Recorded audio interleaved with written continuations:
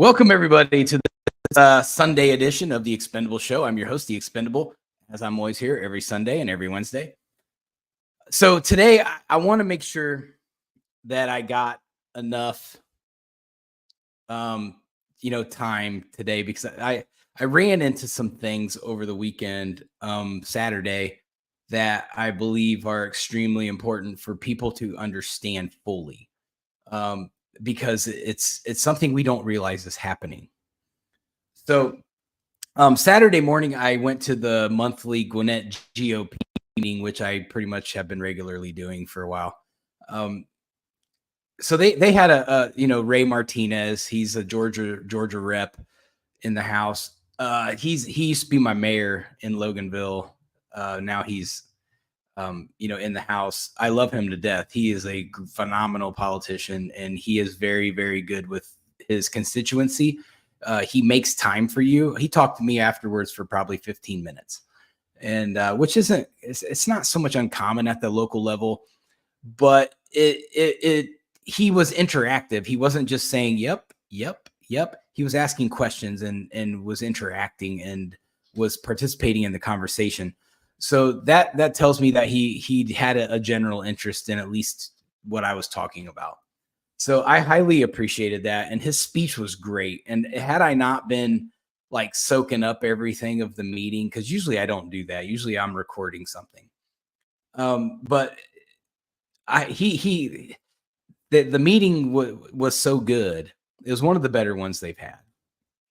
And I thought nothing's gonna top Doug Collins, but because Doug Collins is an exceptional speaker. He's a pastor, guy knows how to talk. Every Republican loves Doug Collins. But Ray Martinez is just as good of a speaker. He's an entertainer, and he understands how to keep you engaged into what he's trying to say. So the first thing he did, he came out and he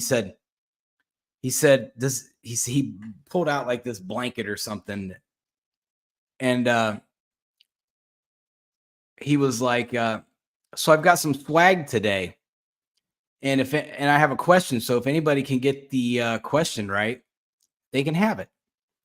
And so the question was, does anybody know when National Flip Flop Day is? And he's like, everybody put your phones down. You're not allowed to use your phones. And so nobody knew the answer. And so he came out and he's like, okay, well, he said the answer. I don't remember what it was. It was like May something. And so he's like, well, okay, well, nobody's getting my swag then. And he said, but it seems like in Washington, D.C., National Flip Flop Days every day with Kamala Harris. And so it was cool how he brought that into his introduction. It was a little bit different, and it was nice, and I liked it. It was enjoyable. It was funny. But that's Ray Martinez. He's a good guy. And when Ray Martinez is on the schedule, he's going to bring his A game. This guy doesn't have a B game, I don't think. He's a high energy, just has a lot of like positive like aura around him. I would love to see him go to the national level. So that's Ray Martinez, and his character is outstanding. But I also want to take the time right now for those of you that eventually tune into my show from Gwinnett County, I'm going to go through and I'm going to let you know who a couple of their candidates are that I personally like that you should look into and potentially cast your vote for. The sheriff is Mike Baker. He's a very, very good dude. I met him once. He was very interactive, knows what he's talking about, knows what he wants to do in Gwinnett County. They have a major gang and drug problem there, and he has a plan to solve that problem. And he's going up against Kibo Taylor, who's been the sheriff there for I think one term now, maybe two. But I mean, they're doing what they can, but they're not doing enough. They're not attacking the right things. So the Gwinnett County chair is John Staubach. He is a fantastic guy. If you want somebody that works, that literally works his butt off, it's John Sobek. And he's going up against Nicole Hendrickson. So John Sobek, this guy is hammered in on social media. He's out and about everywhere, door knocking, calling, putting signs out, doing all this. Man, this guy is working, and he is a fighter. He's ready to get Gwinnett County back under control, because the population of Gwinnett County is, I think it just topped 1 million in the county. So it's a tall task. That's not going to be a slouch situation. But John Sobek is ready to do that. The Gwinnett County Commissioner, District 1, is Tim Lee, and he's going against Kirkland Carden. Now, I've talked to Tim Lee in depth a few times. He is a very, very intelligent man. He has plans, and he's ready to execute them, and he knows how to execute them. He is very supportive of the Gwinnett Asian community, which I hire a lot of the Gwinnett Asian community. So we had a lot to talk about in that regard. I just love Tim Lay. He is a very, very good dude. And then there's Bobby Howard, who's going for Gwinnett County Commissioner, District 3, and he's going against Jasper Watkins. Bobby Howard, this dude he's a worker too, but he is out there. He's got his truck all decked out. He's everywhere in Gwinnett County campaigning. So you want a guy who's energetic about Gwinnett County, it's Bobby Howard. But do your homework. Some of the others that I know, Matt Reeves, who's already in the Georgia House. Now, this guy, he is a worker too. He is a simpleton. I'll tell you what, this guy shows up to every single Gwinnett meeting, and he is ready to meet people. He's ready to mingle and talk to people. He's just like a regular guy. He's like the guy that you go golfing with on Sunday morning, like after church. And he's just a great human being. But the guy is intelligent. He's a lawyer. He knows what he's doing. And he's ready to tackle things. And he has been. He has a proven track record. He's brought so many things to the table already that's been beneficial to Georgians. Let me go through my little paper. Sandy Donatucci. Okay, so I have gotten to know the Donatucci's a little bit. They always make their way over to me when I get to the Gwinnett meetings. So Sandy Donatucci is going for House District 105. And so her and her husband, they're almost like a package deal, because he's on top of it. She's on top of it. Like they're just a great husband and wife combo. And they're mainly like in the Decula, like Lawrenceville area, for those of you who know Gwinnett County. Sandy Donatucci is everywhere. She's campaigning all the time. She will work hard for you. She's not afraid to talk to constituents. She's an ideal candidate. Her husband is great. Like, they're just great people persons. I don't know. So High Cal, he's going for District 107 for the House. I didn't know him until Saturday, and I watched him talk to people and kind of mingle a little bit, and I like what he brings to the table. He's energetic, he's ready to go, and he's ready to make some changes. But he's like in the other part of Duluth and Lawrenceville. And then, of course, there's Ray Martinez. It doesn't matter who he goes up against. He's going to beat him. Everybody loves Ray Martinez.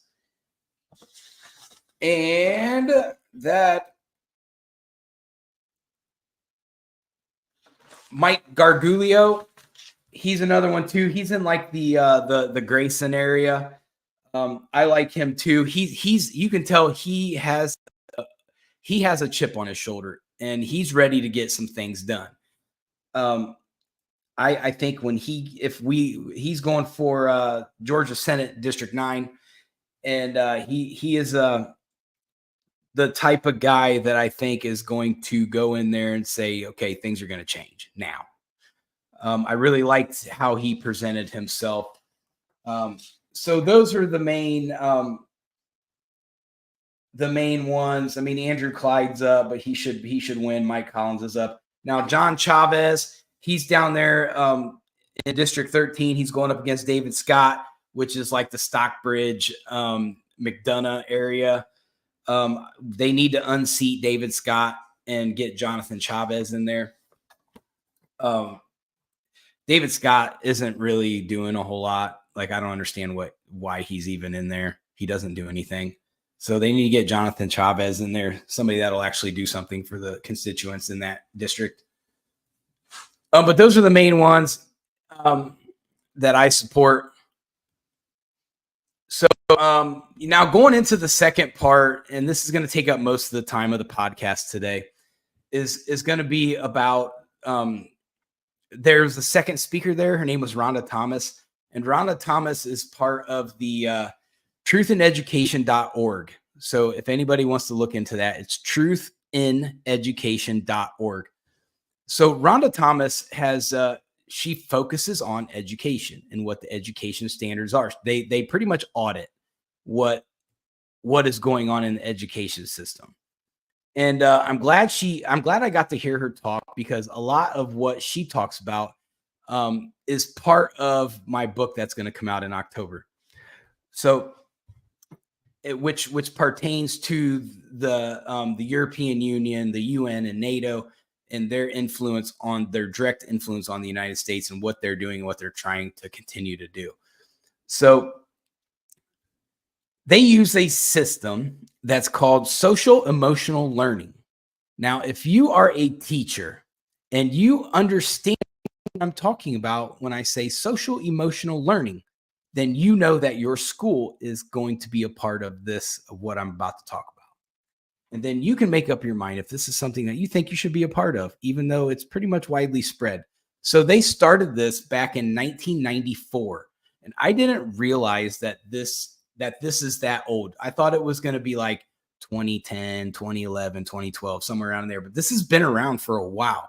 And they've just built it and kind of weaseled their way into our school systems with it. So it is a serious thing. So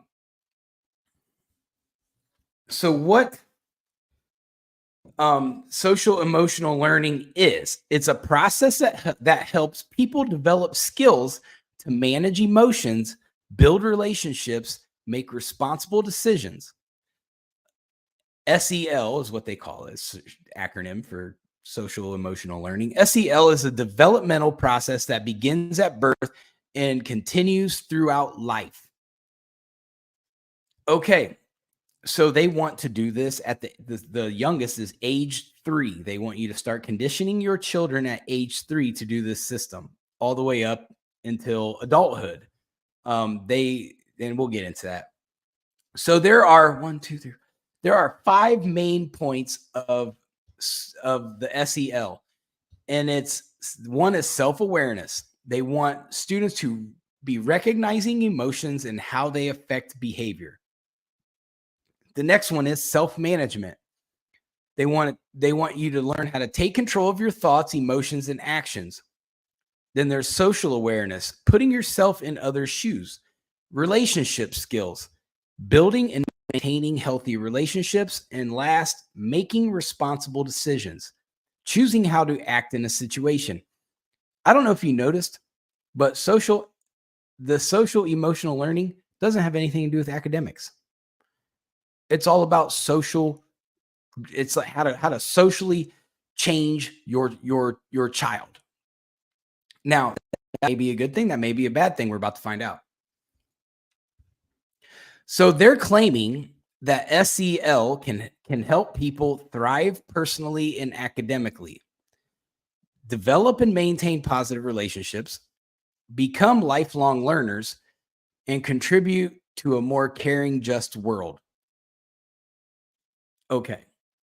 So that doesn't sound like horrible. I don't really care about it, but it doesn't sound horrible yet. So let's move a little bit. The things that do stand out to me. So SEL is highly organized by another nonprofit organization called CASEL.org, CASEL.org. This is where things get sticky. So this is the organization that funds SEL. Now we're going to go through the list of some of the other nonprofit organizations that donate to castle.org. Google, for the Ford Foundation, the George Lucas Edutopia Foundation, the CARES Act, the American Federation of Teachers, Common Core. We all know how great Common Core was. The Gates Foundation. Yeah, red flag. The Zuckerbergs, red flag. The Walton Family Foundation, which is the Walmart people. The American School Counselors Association. So they've got the teachers, American Federation of Teachers. They've got the school counselors on board. So they have everyone who can influence your child. Their organizations are on board. Now let's continue. Microsoft, CARES Act 1, the New World Foundation, the U.S. Department of Education, the ACLU, UNESCO, which UNESCO is it's a United Nations program, the National LGBTQ Task Force, the National Center for Lesbian Rights, Planned Parenthood. Yeah, Planned Parenthood. What a great organization to attach yourself to. The Tides Foundation, which they've been very controversial as of late. If you don't know about the Tides Foundation, go do some research into them and how great of an organization that is. The National PTA, the Clinton Foundation. Yay, here's another one. The Lesbian Foundation for Justice, the Bezos Family Foundation, the World Economic Forum. Boom, that's the biggest red flag you have on there. And then last but not least, the George Soros Open Society Foundation. There you go. All the bad guys of the world are funding this system that our schools use regularly. So as we dig into this a little bit further,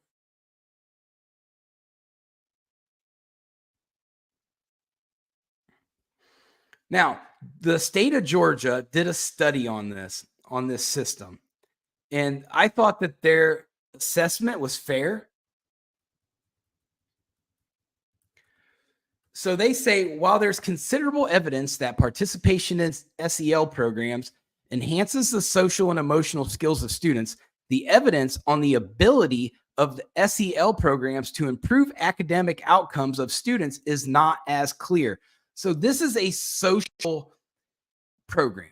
It has nothing to do with academics. It takes for me forever to find on their website to find where they discuss academics. This is all about changing the way your child socially behaves. Why would they want to do that?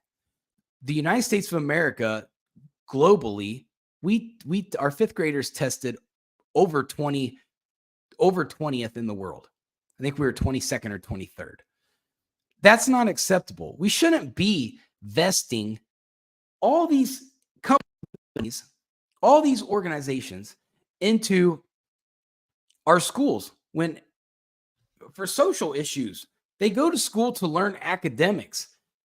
The social issues can get done at home. That's what us parents are supposed to do.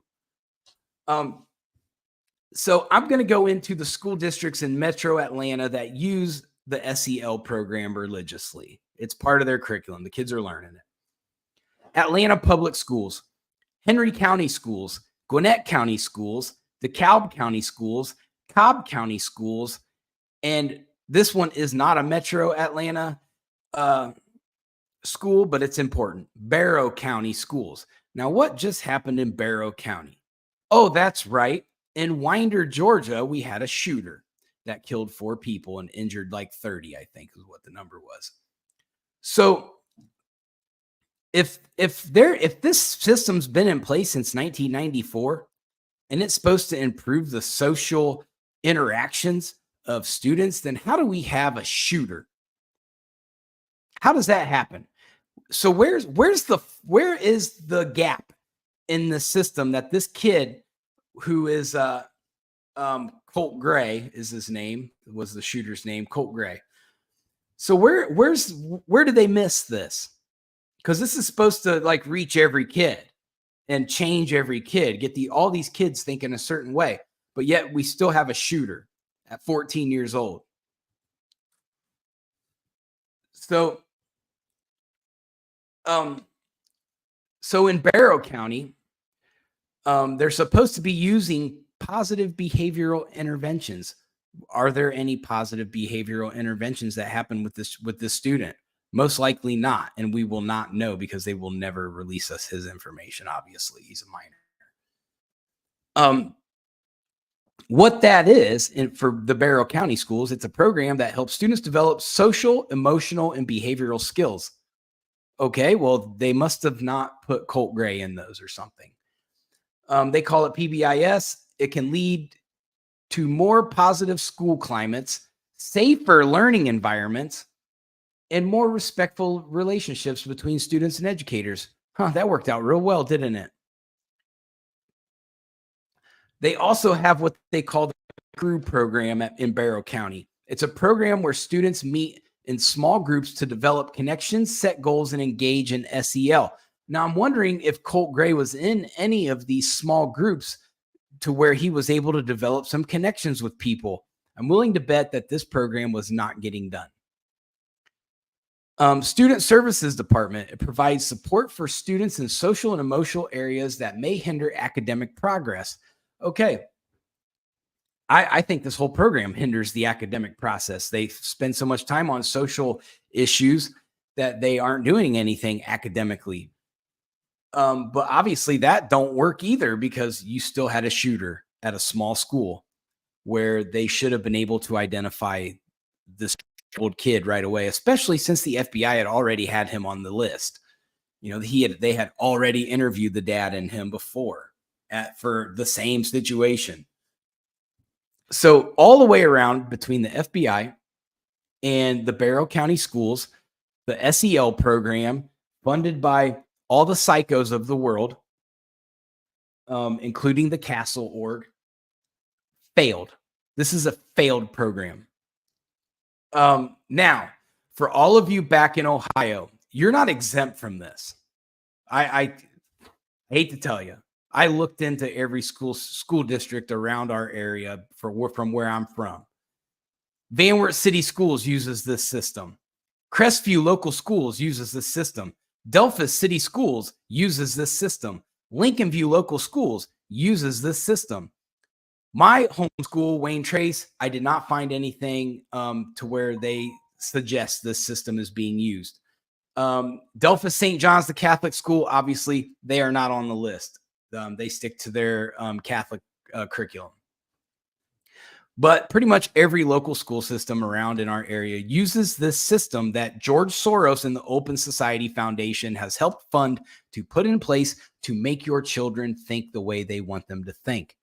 And that's as self-gods and activists. So the dangers of the SEL as described in my research today by another group called kingdomfirsthomeschool.com. And I thought this was interesting. It was highly interesting. So some of the dangers that they suggest is that it can prioritize feelings over truth. Now, that's 100% true because that is how the Democrat Party works today. We don't care about they don't care about what the truth is. Orange man bad. Your feelings got hurt by Donald Trump. So it doesn't matter if Kamala Harris is a worthless candidate. We're going to vote for her because my feelings got hurt and the truth don't matter. So this makes sense that this system's already in place and people are already adapted into their brain that this is how things are supposed to go. It can also undermine parental authority because as the Truth in Education in their research, they found that school personnel and their trusted advisors suggest that students keep secrets from family members. So it is undermining to the parents. And then they also suggest it can be used to push a political agenda, which it does.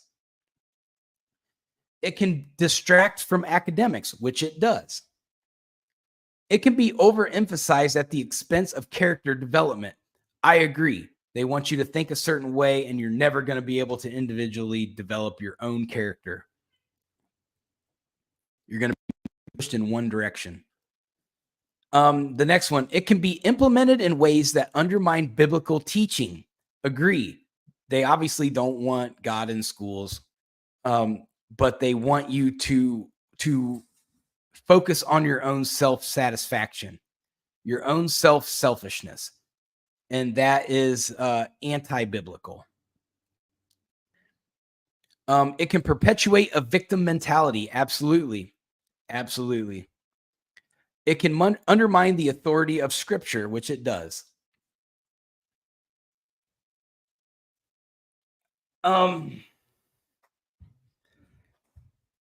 So we have a problem in our schools, and it's already there. I was talking to my dad the other day, and I said, after seeing all these things, the communist structure is already gridded out for us. They just haven't forced it yet. It's already put in place, and they have a big head start on us. So why is this significant? Because this system, the SEL, was created by the United Nations, which was created by the 17 Sustainable Development Goals. Now, this is right, and I believe that I'm right, because I tried to talk about this on TikTok and was instantly community guidelined. And so when they do that, that tells me that it's a piece of information they do not want people to know. Even though all I did was cited people's websites. I didn't even use any of my own opinion. I just cited it, that this is what's happening. And then they put me in, in timeout. So I know that this is a system that they don't want exposed. Now, our teachers, I need all of you teachers. I have so many teachers in my family that I need you guys to take a very, very close look at what they're telling you to teach. For one, if they're trying to get you to try to condition children emotionally, you guys are not psychiatrists. You're teachers. And if the guidance counselors out there are trying to do too much, you're being told to follow a certain means of correcting behavior, then I think you need to really take a good hard look at that. That is what you're being told part of the SEL program, the social emotional learning. Well, let me just chime in on that right quick. I feel like, not saying that all teachers are just bad or good or whatever like that, but I have family that are teachers, and one of the family members, she is a teacher for Fulton County, and the teacher's hands are tied. Fulton County's on the list. Yeah, but I'm saying, like, the teacher's hands are tied. Like, I know one of the things, because I've went to the school with her before, I've helped grade papers with her, all types of things, we'll just say within the last 4 years since COVID. And like, one of the things, they don't even allow the teachers to fail the students. Like, the students can come in, not do any work, but as long as they've been in the class all day, they can pass with a D. Right. So because failing them damages their emotional being, and it teaches them to not be accountable for their actions, which is why the kids behave the way that they do. But yeah, like I personally, because I have like had my hands in that, like especially within recent years of the school system. Like right now, my niece is in college. She's a sophomore in college. Just a lot of those things, like the way that they're doing all of the schools, it's like the teachers' hands are tied, because, like I said, one of my family members, with her being a teacher, she teaches the what do they call them? Like the advanced kids or whatever like that. Right. She teaches them, and because she was giving pushback to the principal and called them out for not supporting her more with the students and their parents and things of that nature. They basically, by punishing her, made her teach the non-gifted kids as like, oh, well, you're not going to tell me that I need to be doing more. So Right. I'm punishing you and taking you away from this. Now, she's always taught gifted children. That's like been her, not that she's chosen it, but that's just what she's always been put in classrooms with. That's what she's used to teaching, things like that. So last year, she had the worst class she's ever had. She's been teaching for over 20 years. Yeah, and it was just so much between dealing with parents, dealing with the principals undermining her authority with students, just all of that all together. But the biggest thing for me was that was just shocking, was like, what do you mean that you can't fail them? Because I was helping her grade papers, and she's like, we can't fail them. We have to give them an opportunity to redeem themselves. And as a mom who has two little 3-year-olds who is rambunctious and curious about everything, to tell them that, oh no, it's okay, you can try again, you didn't fail, we're just gonna like give you the cheat codes so you can do it again and actually pass. Like, I don't see how that is teaching good behavior. And then we're wondering why there are so many short-staffed schools. Like, I can't speak for other states, but especially in Georgia, like, there are so many teachers, like, all the schools are short-staffed because teachers are quit. Right. They're like, we're done. We don't want to teach here anymore. We don't want to deal with this. The rules that you guys are trying to implement. I don't feel like it's necessarily the teachers that is truly wanting to push this agenda, but they're literally being forced to, because it's like, okay, well, if you don't do it, well, then we're going to fire you. Now you don't get your 401k. You don't get any of your retirement, like none of that. There's two sides to that spectrum. So one is, it's, for the most part, it is not the teacher's fault. They're just doing the curriculum they're told to do. Most of them don't ask too many questions. They just do what they're supposed to do. However, on the other side of things, you have teachers' unions. The teachers' unions are in on this plan. They know what's going on, and they're not stopping it. They're allowing it. They're enabling it.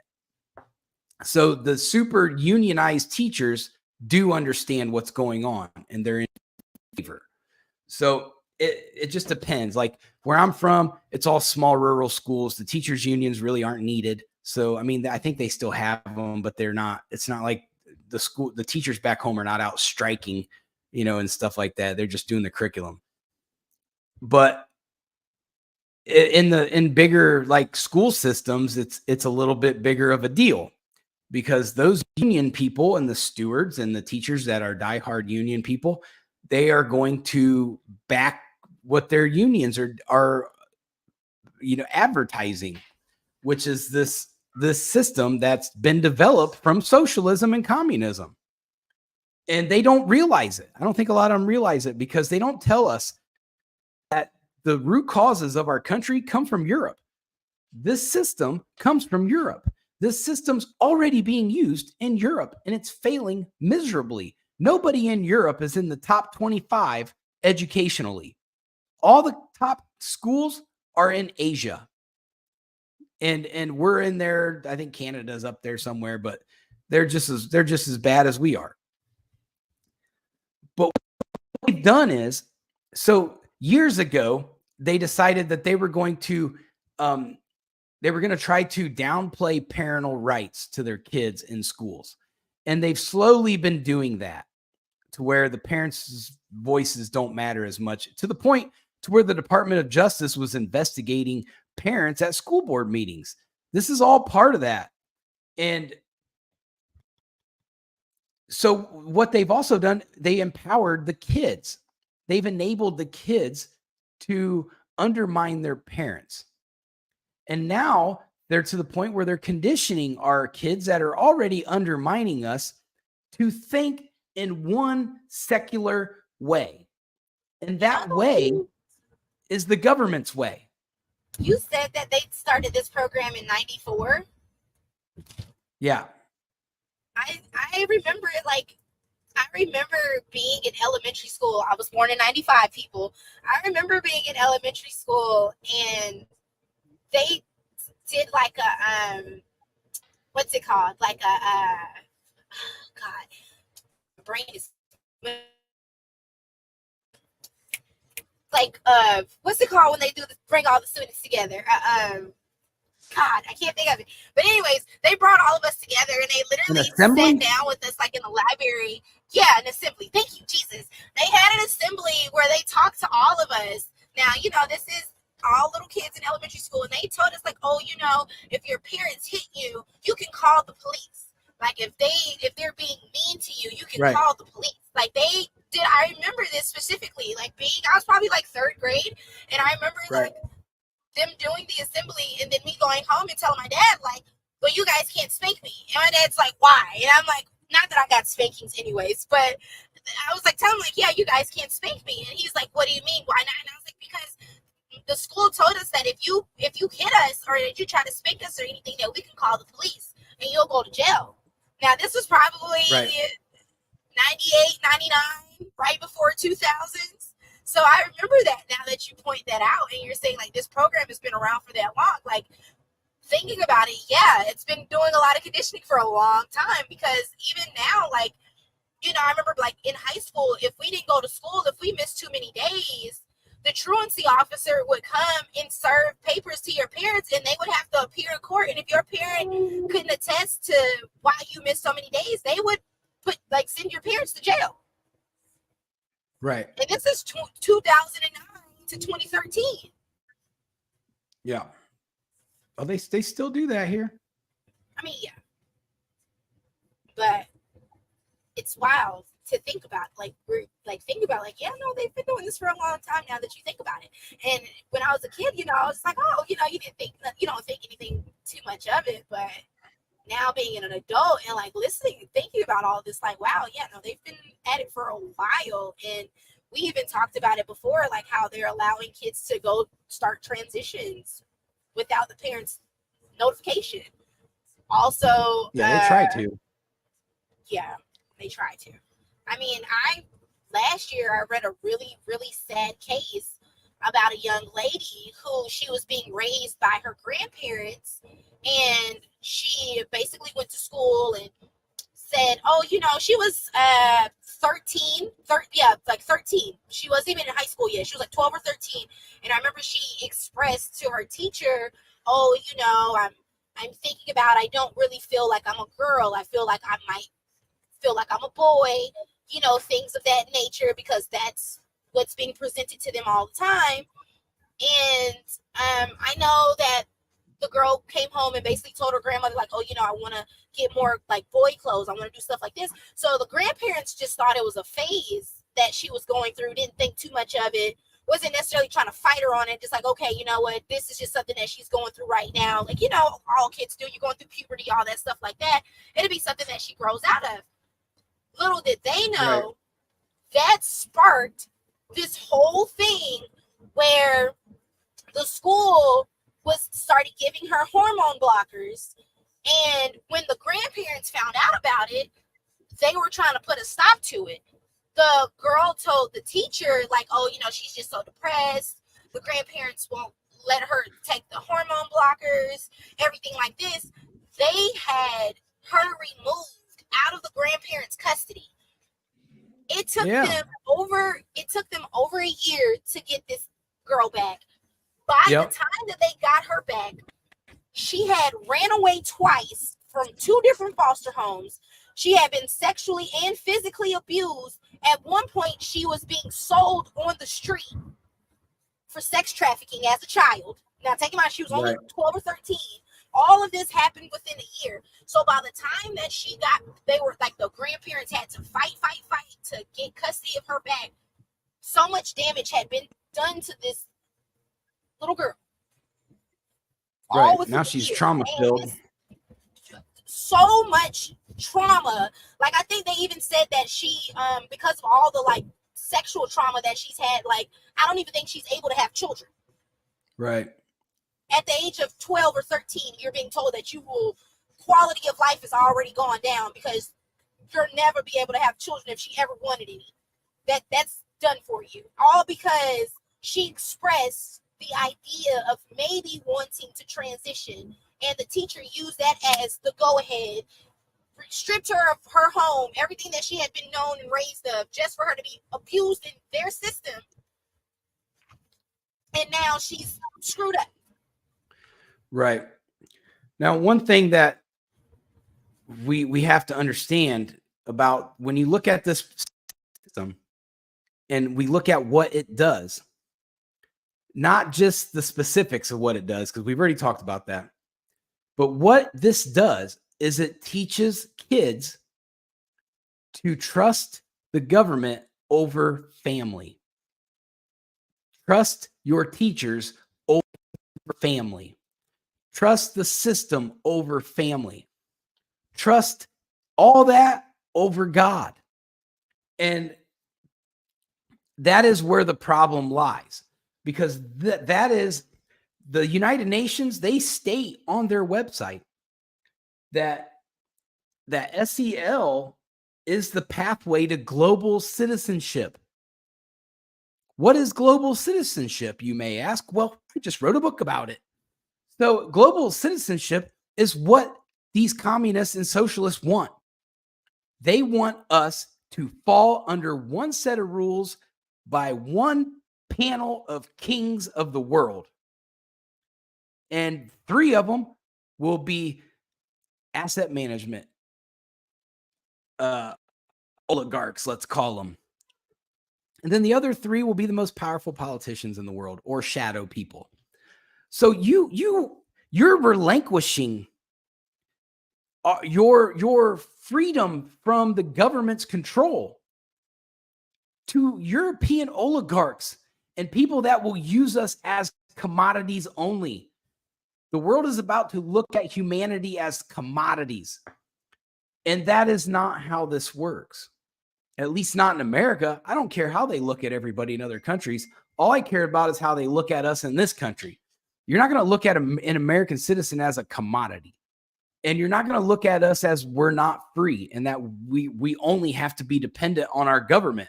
Our system is not made to where we are supposed to be dependent on our government. The government is supposed to be dependent on us because we, the people, have the power, not the government. But our government seems to be highly fucking confused about that right now and thinks that they need to control every aspect of us. And that is what socialism and communism is. It's control, governmental control over the people to keep them suppressed so they can achieve their agendas. And that's exactly what's happening. And the rest of the world needs to wake up to that. Just like what we were talking the other day, Shauna, you had 2 friends that are like, look, I can't believe I'm saying this, but I'm voting for Trump. And people are waking up to it, but is it going to be enough? Now, poll-wise, well, my cats are just going crazy.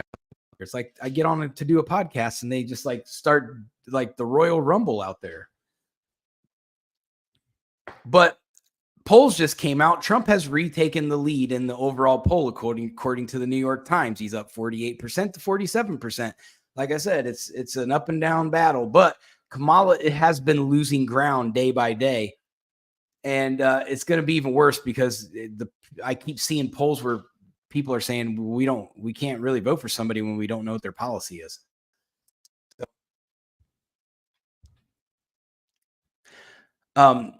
that's where we're at, overall with this whole thing. Trump is a problem for this system because he rejected it the first time and it set him back. And then he cut the funding off to Europe. That set him back even more. They cannot. So the United Nations and all their little acronym world organizations over there in Switzerland, they can't function without American taxpayer money. Part of our budget that they're every 6 months or so that they're sitting around and they're going, oh man, we're going to have to shut the government down because we don't know.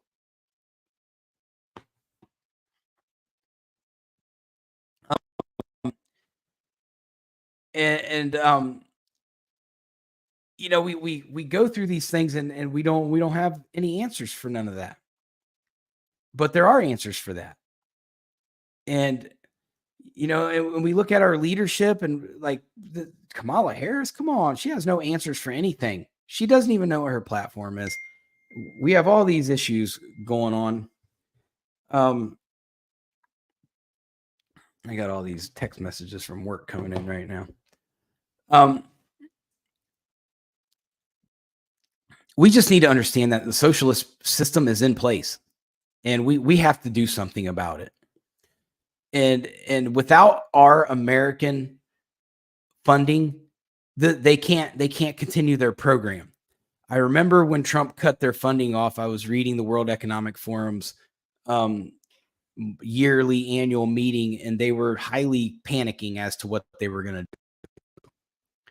And because they can't fund all these organizations without our money, because Europe's GDP is not high enough. They need our GDP. So that's what I recommend that Trump continue to do when he gets into office, is he shuts that off, because that socialist program, they can't fund it without our money.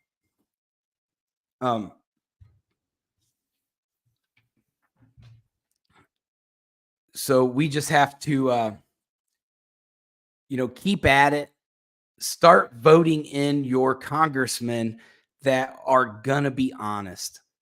If they have issues with special interest groups, they're already compromised. They're already bought. And you know who special interest groups are owned by? They're owned by the big asset managers of the world. So they're already in bed with the European structure. So we have to stop that and really vet these politicians. You can look up anybody's donations. You go on to I think it's opensecrets.com. You can pretty much, it tells you every single penny that every politician gets and who it came from, how much they got. I use it all the time. And you can see all the shady politicians. You know who all the shady people are. You can see some companies who they favor and who they dump money into the most. It's all right there. They can't hide that stuff. Campaign funds are supposed to be made public, but they think Americans are dumb and don't look at nothing. That's because they don't. What?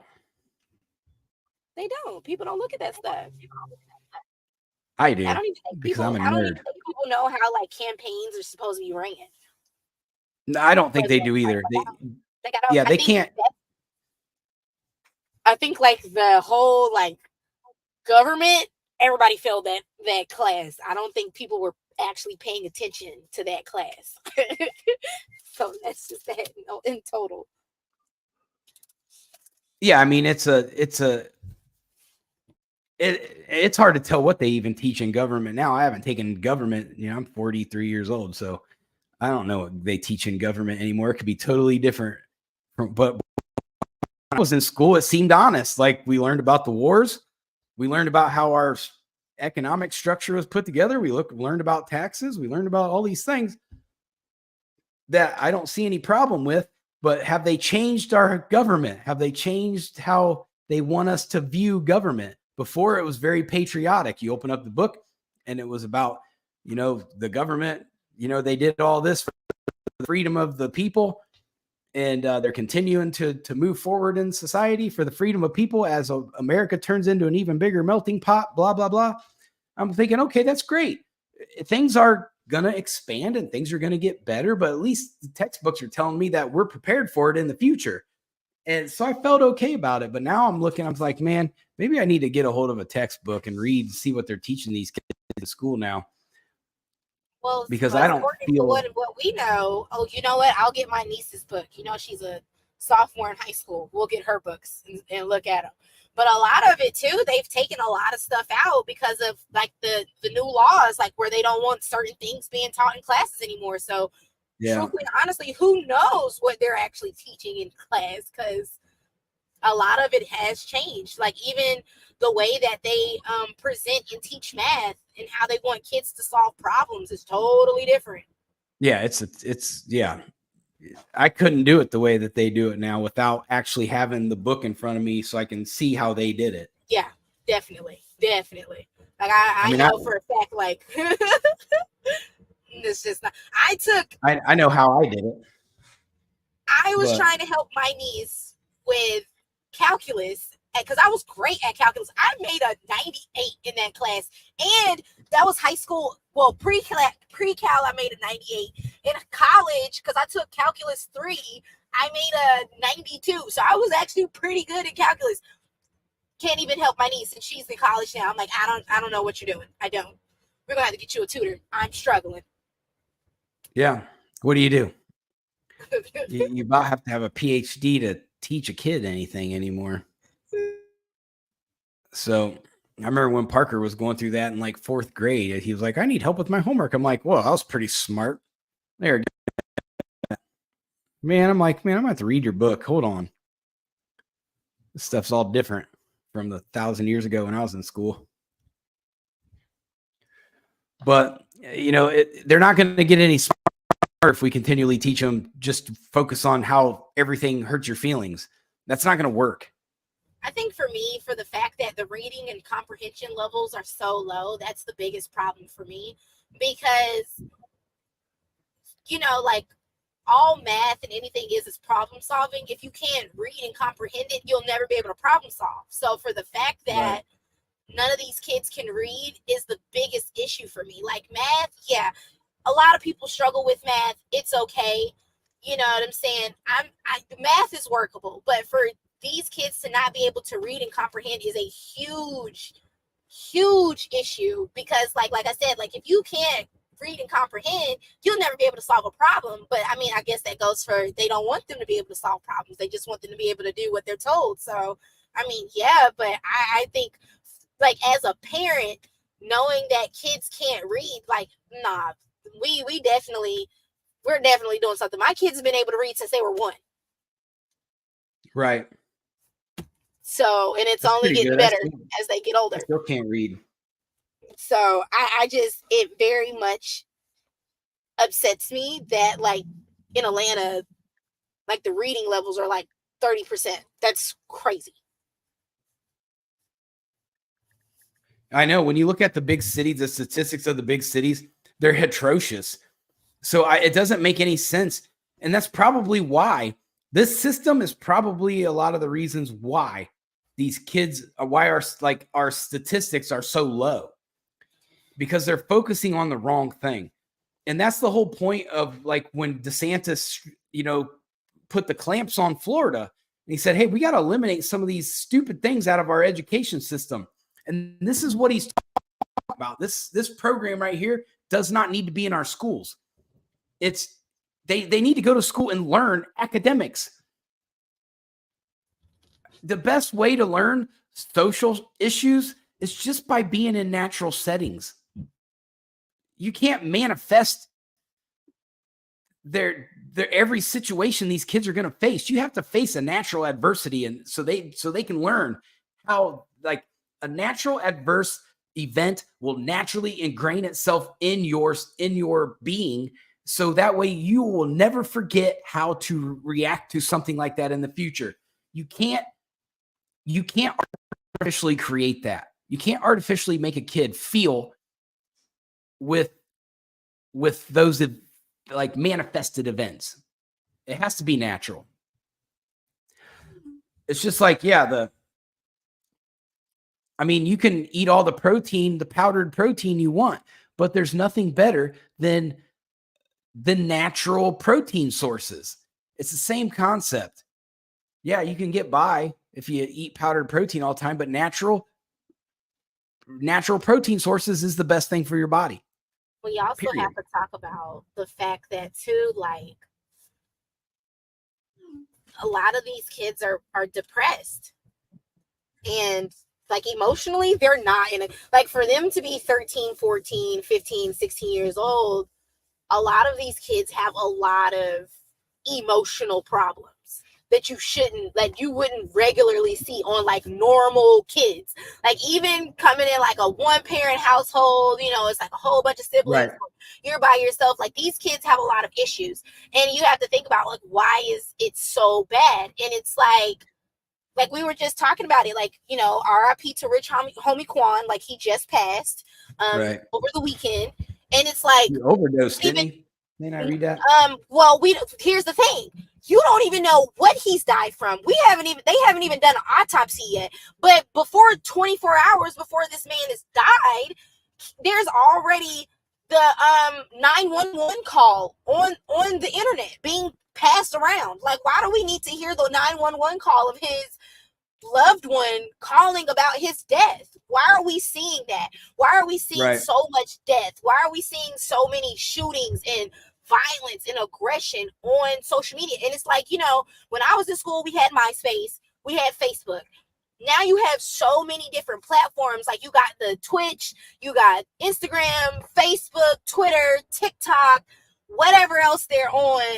Like it's so many different things, so many predators, stuff like that, that it's just like, Right. and then you have kids who are always on social media. And one of the biggest things, like even as an adult, that I find a lot of people saying on social media is you have to remember that social media is not real, and that you have to, like, trying to live up to these false expectations that social media has presented, like, oh, if you're not 19 and you're not a millionaire, then you're a failure in life. Like, how? Right. You can't even buy insurance by yourself right now. Like, you still need your parents for everything. How are you a failure? Like, but this is what is being presented to these kids all the time. There's social media influencers and they're 14. Parents are starting pages for kids, like their kids to have social media pages when they're babies. Like, Right. it's too much.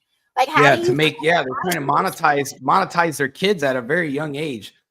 Very much so. Like, and I mean, it says it to me, that speaks volumes too. Like, you see your kid as a cash cow versus as your child, in trying to raise them in a good environment. It's like the way children are supposed to. Like, they're supposed to be in a regular environment, not Right. in all of this stuff, you know, not being on social media. Like, it's like my kids are 3, and I have posted 2 photos on my social media, and that's it. No one has seen my kids since they were born, like 2 or 3 months old, and they don't even look the same from that age group anymore.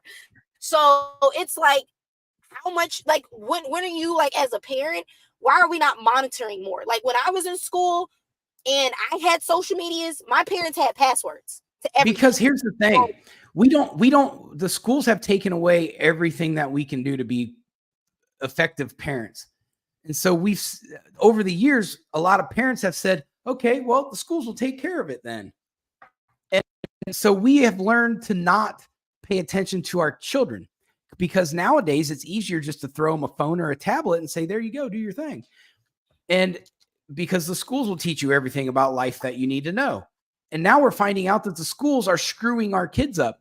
Now, I went and I looked at the statistics from 1970 until now of how many active shooters each year that we've had. Guess where the spike started? 1995. The 90s? I was going to say the 90s. The 90s active shooter reports went up. They started to gradually go up over time.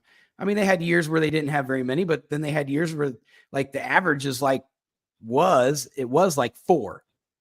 And now we're looking at the average is like 7 or 8. So, you know, what changed? When I look at the data, what changed? Well, now I know they implemented this new system and it screwed the kids up. And they don't want to admit that they screwed the kids up. The food, because now you're finding out that everything is toxic to the kids, which is why they're over hyper, why they can't, like, function, why all these kids are have been told that they are special needs, all kinds of stuff. Like, all children now, for the most part, all have some form of what's it called, ADHD and not ADHD, autism and Autism. They Asperger's, all and have autism. yeah. How does the whole generation of children all have a slight form of autism? That doesn't even make sense to me. But that's because of food. And here's the thing. These two examples that we've just talked about, Shauna, the food issues, the increased in the mental issues that are happening with the autism, ADHDs, and all that, and then we add it to the added violence in the schools now, and the lack of parenting. We're not allowed to parent our kids no more.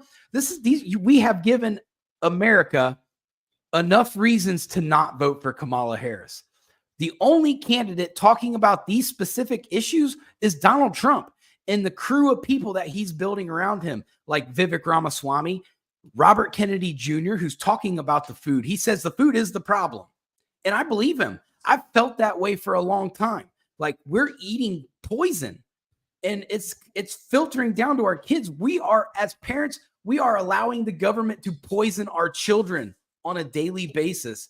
And I'm so happy that Robert Kennedy Jr. is being added to the Trump team so we can get into office in the next 4 years and try to do something to fix this. Yeah, I don't even know what real food is anymore. When I seen that they were regulating the farmers and making them throw out, like, they capped them off at so much. So, like, however many milk that your cows produce, once you got to that limit, they were they've literally been forcing farmers to throw out whatever they made over those caps, eggs, milk, everything. So now everything is like, because it's in short supply, now everything is super expensive. But it's not because that the farmers aren't producing it. It's because they've been forcing them to throw out anything additional that they've made or produced. And then you're finding, like, they just did a study not too long ago, I mean, probably at the beginning of the year or end of last year, that they found that all of, like, pretty much like the COVID babies and anything like within the last 4 to 5 years, that people are walking around with small, little, minor, minuscule amounts of plastic in their bloodstreams. Right. From the water, from the food, all these things. So you think about, these are toxins that are being pumped into us on the daily. Like, you're thinking about, like, even like, there's so many things that I have cut that my kids won't even eat. And then, like, if they go over to a grandparent's house and then they come home to me, I can instantly tell the difference that they've had sugar or that they've had this and had that, because how overly energetic they are. They're 3, so they're going to be energetic, but like more than their normal. How irritable that they've become, how they don't want to listen, like all of this outside of their normal, like, behaviors for them being 3 in them. It's just so many things that you see, like, with your kids eating these foods. Like, and it's hard as a parent when you're like, what do I cook and feed my kids? Like, am I just going to give them ice so that they don't get sick with anything? Like, it's like, and then you think about too, like, a lot of these kids, like the newer kids who've just been born, like, since and during COVID, they've been in the house because of COVID. Like, we couldn't be outside. So normal, natural things like vitamin D, vitamin C, those things that you get from the sun and being outside, those levels that would normally help kind of balance things out, they don't have that either because they've been in the house all this time. Right. So it's like, how do you fix it? It's a lot, but I definitely agree. But that, I mean, unfortunately, that's a good one. Everybody seems to be facing these same issues, but the only people that you're hearing talk about, hey, we identify this as a problem and we have a plan, is the Trump campaign. Kamala Harris doesn't seem very interested in fixing, like, our real problems. It's all about, how do I trick people to vote for me? And that's her scam. She's running a scam. And it's a misinformation scam. It's a misdirection scam. And it's just blatant lies over and over and over again. They think they can use, like, basic psychology tricks to make people think a certain way. But the problem is, no matter how many times you tell somebody Project 2025, they still wake up and go, damn, man, my paycheck don't go very far. Damn, man, but my kids are out of control. Damn, man, these schools they're just not teaching these kids nothing. it don't matter how many times you try to manipulate people. The problems, you're going to wake up every day and your problems are still going to be there. So we have to understand that as Americans, that don't fall for the tricks, fall for the policy. What's the policies? Who has the policy set out that's going to save every aspect of this country? We're already invaded. We're invaded by illegal immigrants. We're invaded by communists, and we're not doing anything to eradicate any of those problems. And it's time that the rest of the country wake up. I don't care if you're a Republican or a Democrat, but what I do expect for you to do is to resist anything that's not beneficial to strengthening the freedoms of Americans. So, I mean, that's pretty much all I've got for today. So everybody go home, do your homework. Question your school districts. What are they teaching your kids? I just told you what school district. Yeah, get involved. Get involved. Otherwise, you're going to have a bunch of communist kids. Not even if you're not even a parent, or you've already been there, done that, raised your kids. Like, it's still very important to go to these meetings, to choose good officials that's not only going to represent like your county, but that's going to represent your school systems. Like, all of those things matter. And a lot of the times people only fixate on presidential elections, but there's so many other elections prior to that that are way more important than, at the end of the day, the person that's going to be the face for the country.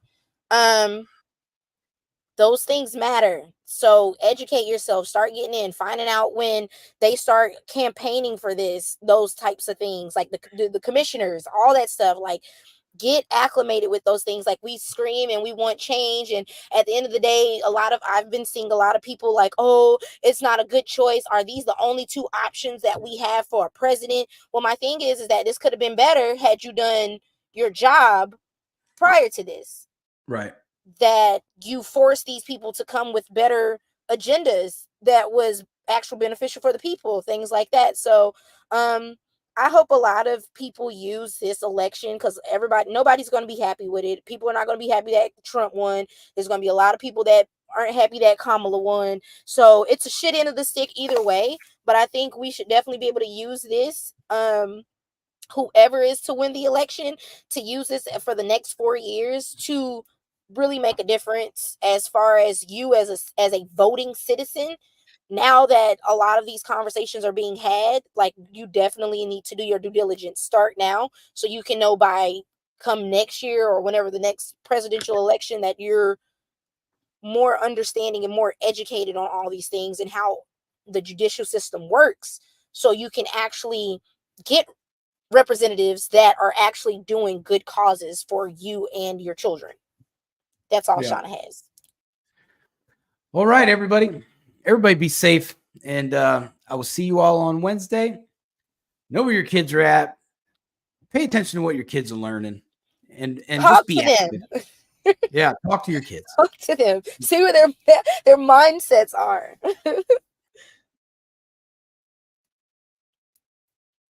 Right. Find out if their hero is Fidel Castro or not. Oh my God. But that is it. I will see you guys on Wednesday. Peace.